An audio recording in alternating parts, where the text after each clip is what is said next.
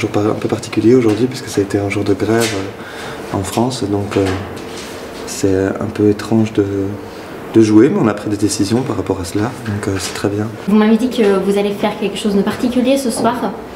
C'est-à-dire que voilà, nous-mêmes on a eu des préoccupations sur le fait de savoir, c'est toujours comme ça, si on joue pas, puis dans le cadre de ce spectacle-là, même si on n'a jamais la prétention de penser que le théâtre peut changer les choses, c'est pas possible, mais en tout cas ça doit rester un espace de dialogue et de réflexion, et ça il peut le faire, je veux dire, ne fût-ce qu'au bar après un spectacle, mais nous on s'est posé la question de savoir voilà ce qu'on ferait, donc on en a parlé avec l'équipe des techniciens, et puis avec nos partenaires, et puis pour savoir justement si qu'est-ce qu'on allait faire. Donc comme un accord, on s'est décidé sur le milieu du spectacle, lorsqu'il y a une improvisation, de plutôt proposer aux techniciens, aux membres du théâtre qui avaient envie de s'exprimer, et de juste refaire la liste des revendications, des raisons pour lesquelles les gens étaient dans la rue aujourd'hui, pour pouvoir les réentendre, et puis voilà, et ouvrir le dialogue pour peut-être après au bar, mais après continuer le spectacle. Mais voilà, c'était une décision commune, je veux dire, après vote, etc. C'est quelque chose qui se décide à plusieurs, entre les gens qui voudraient que peut-être on ne joue pas, ou d'autres qui voudraient qu'on joue, et voilà, d'autres qui préfèrent. On a trouvé un juste milieu démocratique. Je pense que c'est un objet vraiment particulier dans la littérature française, parce que justement c'est en même temps un roman et à un moment plus qu'un essai sociologique. Il y en a qui parlent d'essai, pour moi c'est... un essai c'est quelque chose, je trouve ça un peu... Je trouve ça trop petit, un essai, pour un livre pareil. Même si un essai c'est très bien, mais vous voyez ce que je veux dire, c'est-à-dire parce que là, au-delà d'essayer, en tout cas, il a réussi quelque chose, je pense. C'est pour ça que ce livre a été tellement traduit et est tellement encore une référence après 10 ans. Le livre a quand même 10 ans. Et il raconte et il amène à une réflexion sur justement voilà, la disparition de la gauche, comment est-ce que une certaine partie de la population votait dans les années 60 plutôt à l'extrême gauche, aujourd'hui plutôt à l'extrême droite. Pas tous, il n'y a pas parce que certaines personnes peut-être disent des fois que voilà, que ce serait un état général, que toute l'extrême gauche maintenant vote à l'extrême droite, tout ça. Non, c'est des pistes de réflexion par rapport à quelqu'un qui vient d'un milieu particulier et qui l'exprime par rapport à sa propre histoire. Ouais, c'est un livre à tous les niveaux, je veux dire. Là, je parlais de la piste, je veux dire, de plus de la réflexion politique et intellectuelle, mais évidemment qu'au point de vue personnel, elle nous amène à se questionner, je veux dire... je trouve ça très touchant, moi, le fait qu'ils disent que pendant des années, il a surtout questionné son homosexualité comme étant la raison pour laquelle il s'était éloigné, et qu'après des années, reconnaître, lui, en tant que... je veux dire, personne intellectuelle et tout, de reconnaître que peut-être il s'est trompé et qu'en fait c'était plus lié, je veux dire, à la honte sociale, ce sentiment de honte que tout le monde a connu, que tout le monde connaît, à n'importe quel niveau. Je veux dire, si on veut s'asseoir 2 minutes, il n'y a pas besoin d'avoir fait 10 ans de thérapie ou quoi, pour se rendre compte qu'on a tous à un moment vécu ce sentiment de honte à plus petit, plus grand ou moyen niveau. Et oui, c'est un récit d'un homme, une confession, je veux dire, qui est extrêmement bouleversante.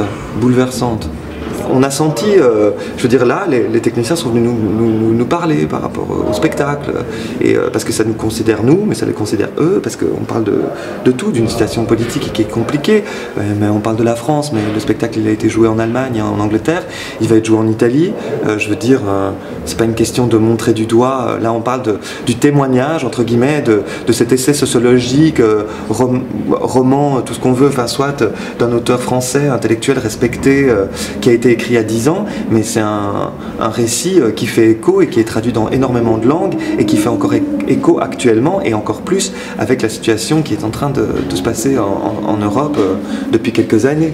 Dans la pièce, on parle aussi du spectacle vivant, de la culture. Il y a cette phrase il faut faire de tels projets avant que ce ne soit trop tard. Vous jouez un réalisateur qui cherche ardemment du financement. Vous ressentez ça aussi dans votre vie quotidienne en tant que comédien? Là, pour l'instant, je ne me permettrai pas de dire ça parce que pour l'instant, je me sens plus ou moins chanceux. Je veux dire, j'enchaîne pas mal de spectacles voilà, que j'avais vraiment envie de défendre et qui étaient des spectacles dont je suis très heureux.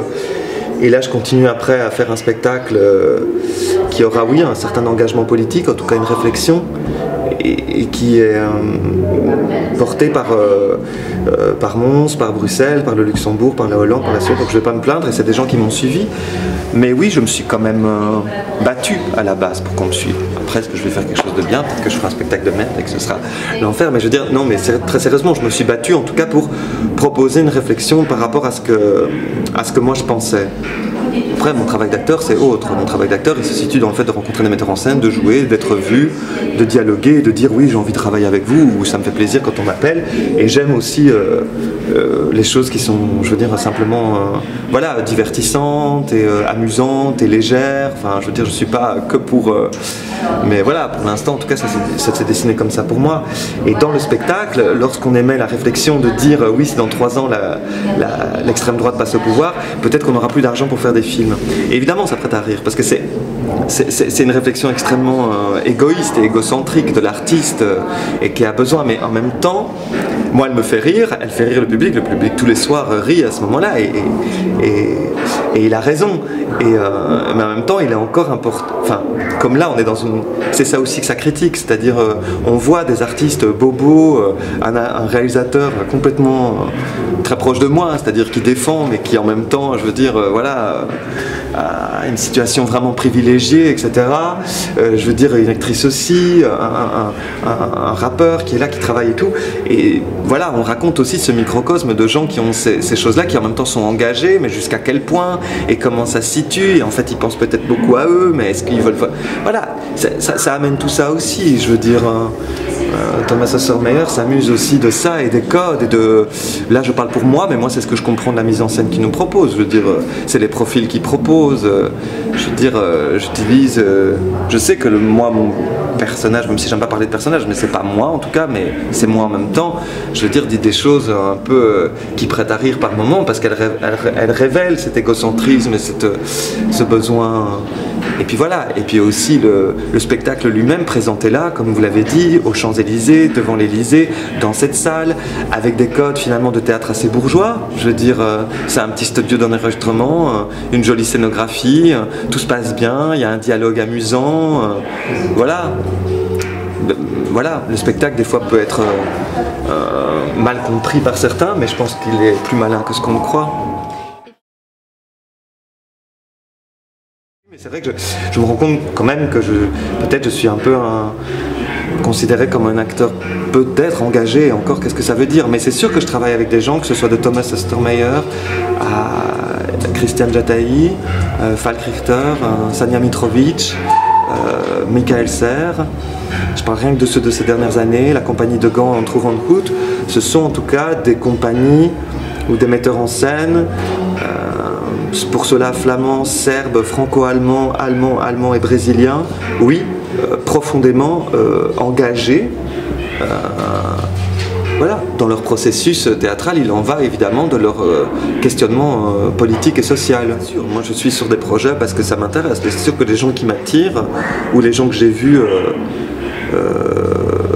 voilà, dernièrement les spectacles que j'ai aimés, ils peuvent peut-être parfois parler du passé ou de certaines choses, et peut-être ne pas avoir l'air politique, mais en tout cas ils le sont, et d'une certaine manière en prenant des choses, je sais pas, par exemple je pense à De Florian et Tagliarini que j'aime beaucoup, j'ai vu dernièrement Casino Niente, j'ai vu plusieurs de leurs spectacles, et là Casino Niente s'est inspiré de Désert Rouge d'Antonioni. Je trouve que d'une certaine manière ils font... c'est un objet de réflexion, voilà, pour moi, qui parlait de la dépression, de plusieurs choses, etc. et tout, et qui d'une certaine manière pour moi est un objet politique. Mais au sens large, tout comme ce spectacle génial, bon là c'est plus évident parce que c'est Glotz et tout ça, mais c'est de Dorine de David Gesolson, qui était aussi à la Bastille d'ailleurs. Voilà, c'est un spectacle qui aussi a des idées, je veux dire, voilà. Mais après c'est plus loin que de se dire on monte Molière ou on monte quelque chose, c'est la manière dont on monte. Et c'est aussi ce qu'on choisit en effet de monter, mais je veux dire, Molière, Shakespeare, ce sont des auteurs extrêmement politiques. Après ça dépend comment on décide de les monter.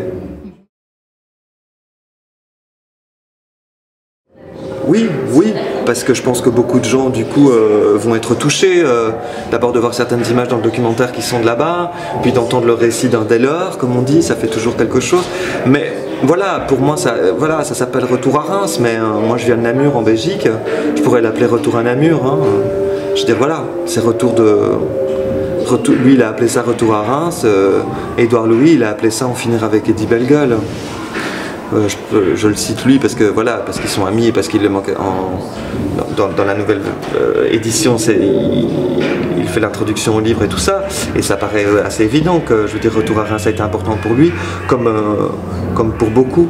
Je suis surtout impatient, honnêtement, de pas seulement jouer à Reims, mais de jouer à Reims, à Amiens, à Albi, on fait quand même une tournée assez importante jusqu'à la fin de l'année dans beaucoup de villes, des plus petites villes, des plus grandes villes, et des villes de province, des grandes villes comme ici, mais où je pense que du coup le dialogue et le ressenti du public va peut-être être pour certains le même, mais pour d'autres aussi différent, et permettre à beaucoup de faire connaître cet ouvrage, et puis peut-être, je sais pas, je l'espère, entendre que se tourner vers l'extrême droite n'est pas l'unique et la seule solution.